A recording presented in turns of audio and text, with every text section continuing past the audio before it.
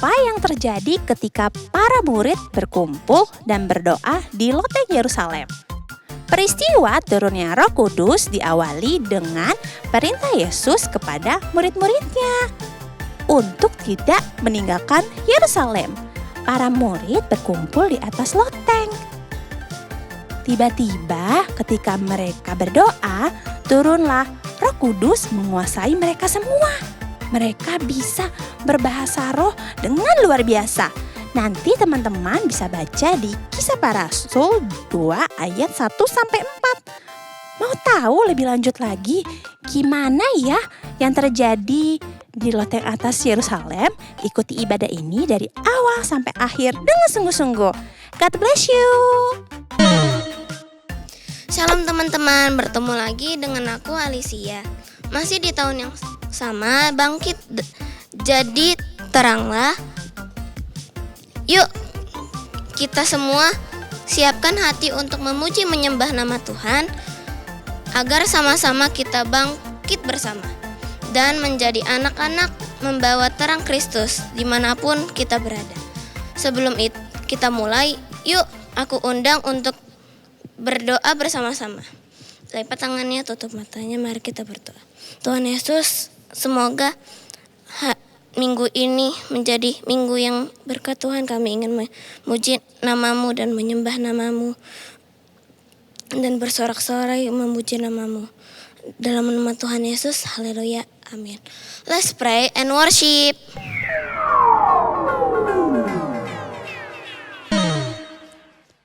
Shalom, shalom. Wah, apa kabarnya nih teman-teman di rumah? Dan ada Kak Matias dan Renata di sini, apa kabarnya? Luar biasa, puji Tuhan. Coba lambaikan tangannya yang sudah siap memuji dan memuliakan nama Tuhan. Amin. Yuk, sama-sama kita bangkit berdiri. Kita siapkan diri kita siapkan hati kita untuk memuji Tuhan. Yesus. Iblis. Waduh, masih kurang semangat nih kayaknya. Sekali lagi ya. Sekali lagi ya. Oke. Yesus. Iblis. Waduh, yuk kita tepuk tangan yuk. Yang terbaik buat Tuhan Yesus. Ya tepuk tangannya semuanya.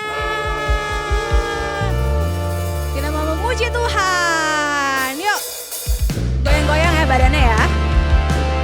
Semuanya siap-siap katakan oh. Yang semangat. Ya siap-siap. Oh. Katakan oh. Sekali lagi ya, katakan oh ya. Oh. Lebih semangat lagi.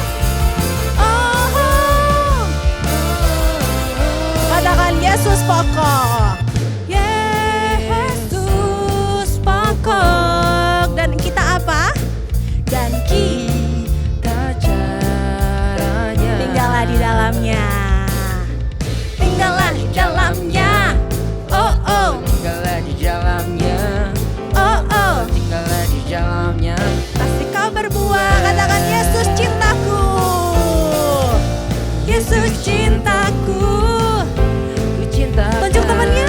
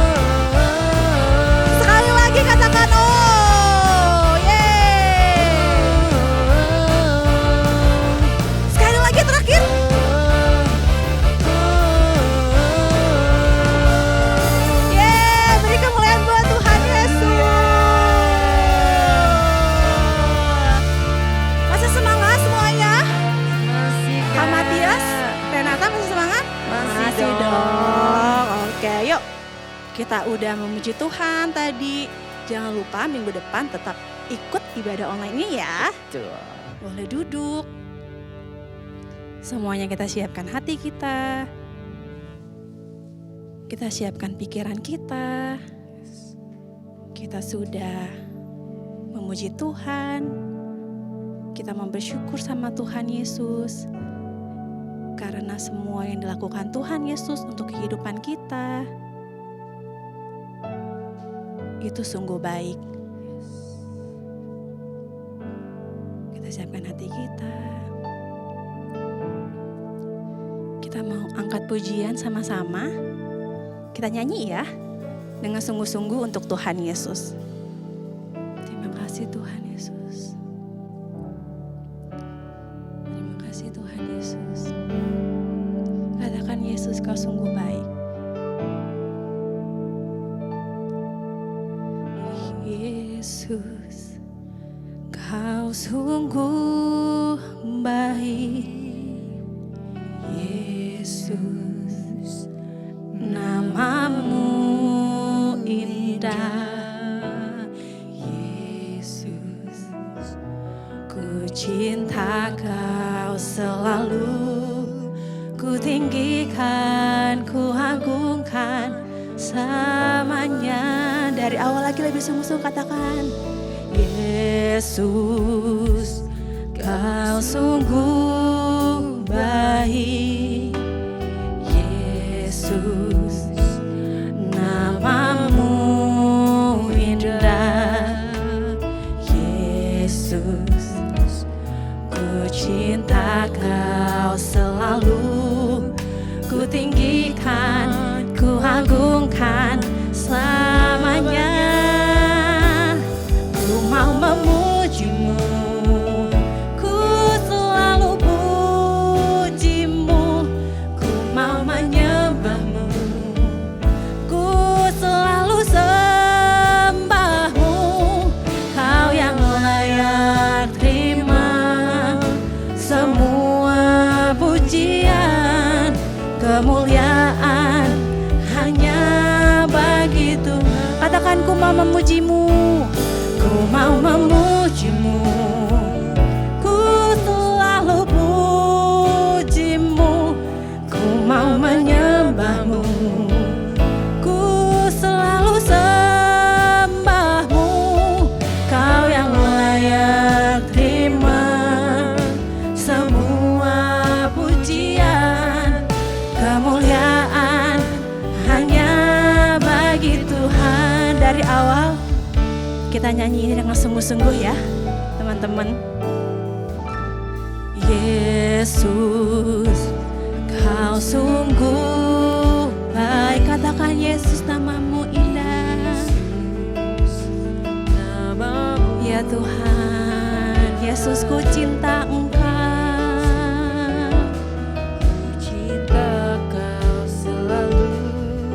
Ku tinggikan, ku agungkan selamanya. Ku mau memujimu, ku mau memujimu ya Tuhan. Kami selalu memuji Engkau Tuhan. Ku selalu sembahmu. Kau yang layak terima semua pujian, kemuliaan hanya bagi Tuhan. Ku mau memujimu Tuhan. Ku selalu pujimu. Ku mau menyembahmu. Ku selalu sembahmu. Kau yang layak terima semua pujian, kemuliaan hanya bagi Tuhan. Yuk sama-sama kita menyembah Tuhan. Terima kasih Tuhan. Terima kasih Tuhan. Kami selalu memuji Engkau Tuhan Yesus. Kami selalu menyembah Engkau Tuhan Yesus. Engkau yang layak kami puji. Engkau yang layak. Engkau yang layak Tuhan. Haleluya.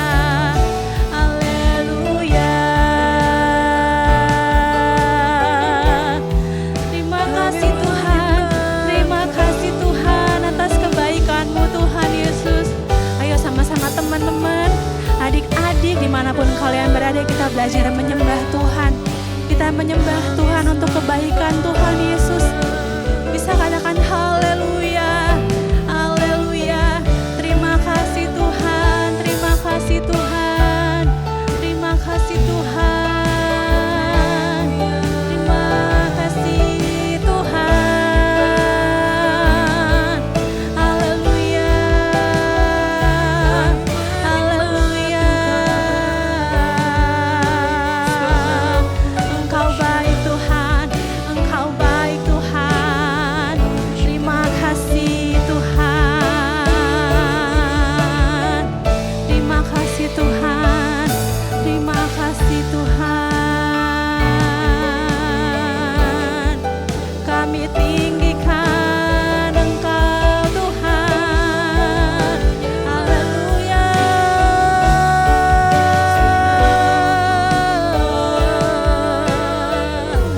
Engkau baik Tuhan, Engkau sungguh baik Tuhan. Terima kasih Tuhan.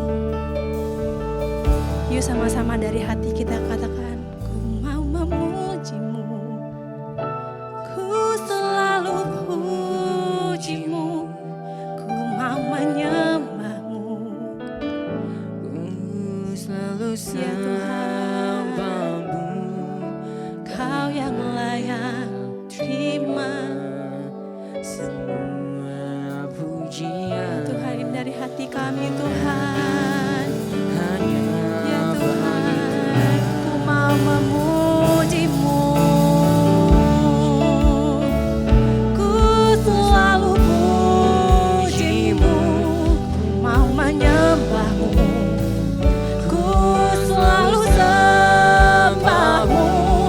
Kau yang layak terima semua pujian, kemuliaan hanya bagi Tuhan. Lebih sungguh-sungguh katakan, ku mau memuji-Mu Tuhan, yeay. Ku mau memuji-Mu, ku selalu puji-Mu, ku mau menyembah-Mu, ku selalu sembah-Mu. Kau yang layak terima semua pujian, kemuliaan hanya bagi Tuhan. Kau yang layak terima semua pujian, kemuliaan hanya bagi Tuhan. Kau yang layak, Kau yang layak terima semua pujian, kemuliaan hanya bagi Tuhan. Terima kasih Tuhan, terima kasih Tuhan.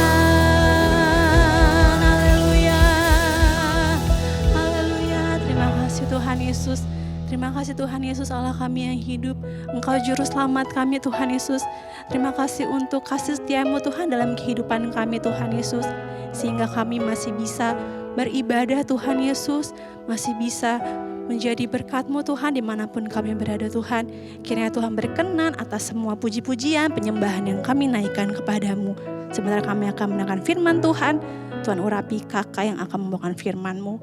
Hanya di dalam nama Tuhan Yesus Kristus, Juru Selamat kami yang hidup. Haleluya. Amin.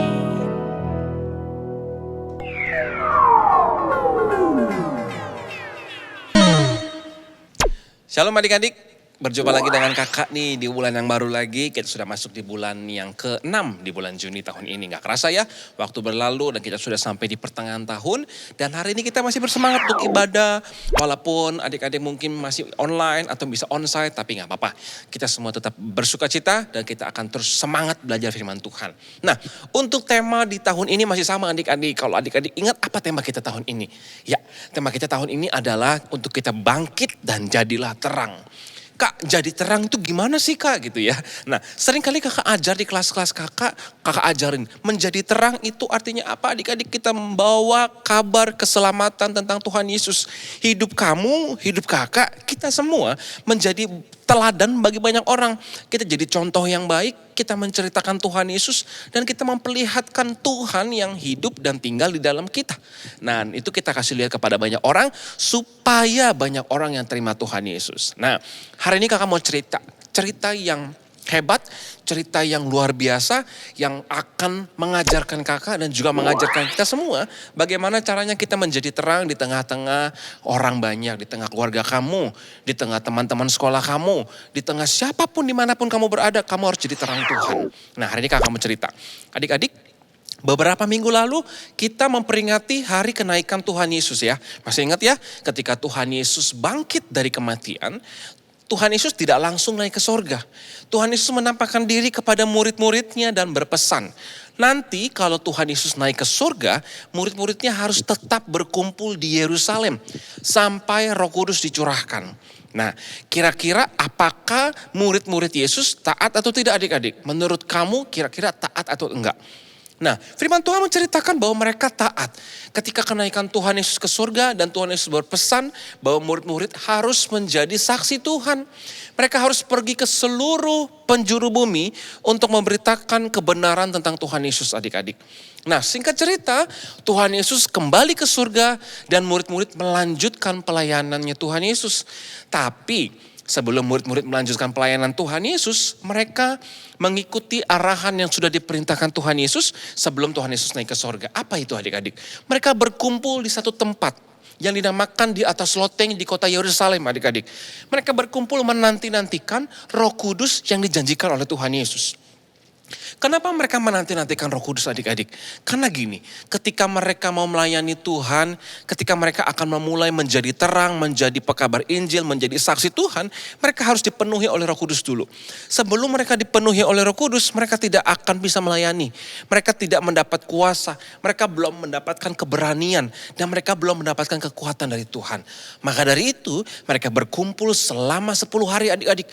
Dari kenaikan Tuhan Yesus, mereka menantikan, mereka berdoa bersama, mereka memuji Tuhan, mereka meminta sungguh-sungguh sama Tuhan. Sampai hari yang ke-10. Hari yang ke-10 tiba, ketika mereka berkumpul di atas loteng berdoa bersama-sama, tiba-tiba Roh Kudus dicurahkan. Angin keras tiba-tiba bertiup melewati jendela-jendela yang ada di ruangan itu. Dan tiba-tiba terdengar suara seperti gemuruh adik-adik. Dan terlihat seperti ada lidah-lidah api yang hinggap di atas setiap murid-murid Tuhan Yesus. Dan itu tanda di mana Roh Kudus sudah dicurahkan adik-adik. Roh Kudus diberikan kepada semua murid-murid Tuhan Yesus yang hari itu menanti-nantikan Tuhan Yesus. Yang hari itu bersama-sama berkumpul dan beribadah meminta Roh Kudus dicurahkan. Dan mereka menerima Roh Kudus. Dan ada tanda-tandanya adik-adik. Apa itu tanda-tandanya? Tanda mereka dipenuhi Roh Kudus adalah mereka berkata-kata dengan bahasa-bahasa yang diberikan oleh Roh Kudus. Mereka berkata-kata dengan bahasa-bahasa yang lain, yang berbeda, yang tidak pernah didengar orang lain sebelumnya. Nah, ketika itu pada saat Roh Kudus dicurahkan di hari Pentakosta namanya adik-adik, banyak orang-orang dari seluruh negeri sedang berkumpul, sedang ada hari raya perayaan di Yerusalem adik-adik. Dan ketika mereka sedang berkumpul, mereka mendengar apa yang terjadi di atas loteng. Mereka mendengar suara gemuruh, mereka mendengar ada suara-suara orang berkata-kata di atas loteng itu. Dan mereka ngerti kata-kata itu. Dan adik-adik tahu nggak apa yang terjadi? Orang-orang yang mendengar itu adalah orang-orang yang berasal dari negeri dan bangsa-bangsa yang berbeda adik-adik. Tentunya mereka punya bahasa yang berbeda-beda. Tapi ketika mereka mendengar murid-murid Tuhan Yesus sedang kepenuhan Roh Kudus dan mereka mulai berkata-kata dengan bahasa yang diberikan oleh Roh Kudus, mereka memahami apa yang dikatakan murid-murid itu. Yang dari Arab mereka mengerti, oh ini bahasaku, ini bahasa Arab. Yang dari negeri Persia mereka mengerti itu dari bahasa negerinya. Yang dari Mesir mereka paham itu bahasa Mesir. Dan semua orang yang mendengar itu mereka mengerti apa yang dikatakan oleh murid-murid Tuhan Yesus. Tapi mereka nggak ngerti apa yang terjadi pada saat itu. Dan ketika itu satu murid Tuhan Yesus yang juga sudah menerima Roh Kudus, dengan berani dia keluar menemui orang banyak yang ada di luar di kota Yerusalem, adik-adik. Nama muridnya siapa, adik-adik? Ya, Petrus. Petrus mulai keluar memberanikan diri dan Petrus mulai bertemu dengan orang banyak dan Petrus menjelaskan apa yang sedang terjadi pada saat itu. Petrus berkata kepada mereka bahwa hari ini Roh Kudus sudah dicurahkan. Bahwa hari ini Roh Kudus sudah dicurahkan, itu roh yang dijanjikan oleh Tuhan, oleh Sang Mesias. Dan Petrus mulai menceritakan siapa itu Mesias, yaitu Yesus Kristus yang disalibkan, yang sudah bangkit dan naik ke surga. Dan yang sekarang memberikan Roh Kudus yang dipenuhi kepada setiap murid-murid Tuhan Yesus. Dan Petrus mulai berkhotbah di hadapan banyak orang, adik-adik. Dan Petrus mulai menyaksikan bahwa Yesus datang untuk menyelamatkan semua orang yang percaya. Yesus datang untuk membebaskan manusia dari hukuman dosa. Dan Tuhan Yesus datang untuk menyelamatkan siapa saja yang mau percaya dan diselamatkan Tuhan. Mereka harus percaya kepada Tuhan dan bertobat dari segala dosa-dosanya. Petrus mulai menjadi berkat buat banyak orang, adik-adik.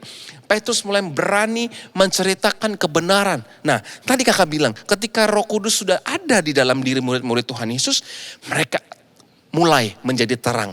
Mereka mulai menjadi berkat. Mereka mulai memberitakan terang Tuhan kepada banyak orang. Dan adik-adik tahu apa yang terjadi?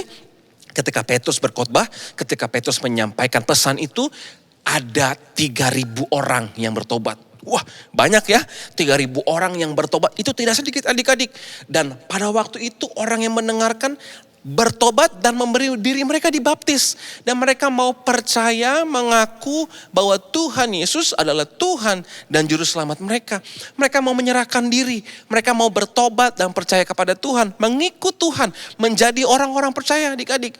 Wah, keren ya, sekali berkhotbah Petrus membuat 3.000 orang bertobat. Petrus membawa 3.000 orang diselamatkan dan hidup untuk Tuhan Yesus. Dan itu tidak terjadi sampai di situ saja, adik-adik. Orang-orang yang bertobat tadi, mereka secara teratur sering berkumpul bersama-sama di rumah-rumah, persekutuan-persekutuan kecil memuji Tuhan bersama-sama, berdoa bersama-sama, bersekutu bersama-sama, saling berbagi satu sama lain, saling mendukung satu sama lain. Dan di situ dimulai cikal bakal pertama kali adanya persekutuan yang disebut gereja. Orang-orang percaya atau gereja Kristen. Di mana orang-orang percaya berkumpul, bersekutu. Seperti kita sekarang kan nih. Seperti kita yang setiap hari Minggu berdoa, berkumpul di gereja. Nah itu, kita bisa melakukan itu semua dimulai dari 2000 tahun yang lalu. Ketika murid-murid Tuhan Yesus dipakai Tuhan. Mereka dipenuhi oleh Roh Kudus dan mereka menjadi berkat buat banyak orang. Dan gereja mulai ada sampai saat ini, adik-adik. Nah, pelajaran apa yang kita mau ambil dari cerita ini, adik-adik? Kakak mau kasih tahu begini. Kalau kamu dan kakak dipanggil menjadi terang, artinya kamu dan kakak juga harus menjadi saksinya Tuhan. Menjadi terang itu kita harus membawa terang Tuhan. Kita harus memperlihatkan Tuhan Yesus yang tinggal di dalam kamu dan kakak. Kita harus memperlihatkan kebenaran firman Tuhan. Caranya gimana, Kak? Yang pertama dari kisah ini kita mau belajar bahwa kamu dan kakak kita perlu dipenuhi oleh Roh Kudus dulu. Kalau adik-adik mau melayani Tuhan, minta sama Tuhan, Tuhan aku mau dipenuhi oleh Roh Kudus. Kenapa kita harus dipenuhi oleh Roh Kudus? Karena Roh Kudus yang memberikan kekuatan kepada kamu. Karena Roh Kudus yang mengurapi dan memberi kuasa kepada kamu. Karena Roh Kudus yang memberikan kamu keberanian untuk menjadi saksi kepada banyak orang. Untuk menyaksikan Kristus Yesus yang tinggal di dalam kamu. Untuk menjadi terang. Kamu perlu Roh Kudus. Karena Roh Kudus yang memimpin kita. Roh Kudus yang menuntun kamu dan kakak. Supaya kita tetap berani. Menjadi saksi Tuhan dimanapun kita berada. Menjadi saksi Tuhan dimanapun kita ditempatkan Tuhan. Di rumah mungkin. Di sekolah. Di lingkungan tempat kamu bermain, di tengah-tengah teman-teman kamu, atau dimanapun kamu berada. Kamu jadi saksi Tuhan, karena kamu dipanggil untuk menjadi terang. Kakak juga dipanggil untuk menjadi terang. Dan kita semua dipanggil untuk menjadi terang, sampai nanti Tuhan Yesus datang lagi yang kedua kalinya. kamu tetap setia. Seperti murid-murid Tuhan Yesus. Tetap bergumul, minta sama Tuhan. Tuhan, aku mau Roh Kudus diberikan kepada aku. Aku mau percaya dan aku minta Roh Kudus tinggal di dalam aku. Memberikan aku kekuatan, keberanian. Supaya aku menjadi saksi Tuhan dan menjadi terang Tuhan dimanapun aku berada. Nah adik-adik, dari kisah ini kita belajar untuk menjadi terang. Yang pertama apa tadi? Kita perlu dipenuhi oleh Roh Kudus. Karena Roh Kudus yang memberi kamu apa? Kekuatan, keberanian, dan kuasa untuk menjadi saksi Tuhan. Oke adik-adik, mulai hari ini kita sama-sama belajar ya. Minta sama Tuhan supaya kamu dipenuhi oleh Roh Kudus. Dan kita semua menjadi terang Tuhan, menjadi saksi Tuhan sampai Tuhan Yesus datang kedua kalinya. Terima kasih semuanya. Tuhan Yesus memberkati. Jangan lupa berdoa setiap hari, baca Alkitab setiap hari, renungkan firman Tuhan setiap hari, dan menjadi saksi Tuhan. Tuhan Yesus memberkati.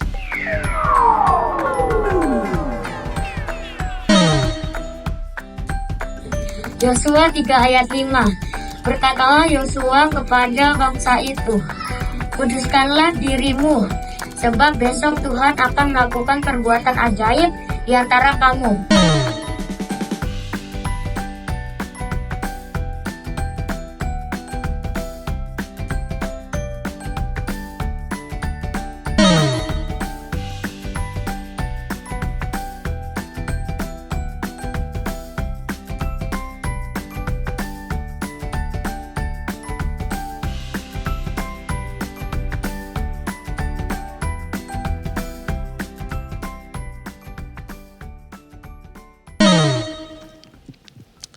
Ya adik-adik, sebelum kita tutup dan selesai ibadah kita, yuk kakak undang semuanya. Kita berdiri sekali lagi, kita mau berdoa tutup dan kita mau menerima berkat daripada Tuhan Yesus. Tuhan Yesus, kami bersyukur Tuhan buat hari ini kami sudah beribadah.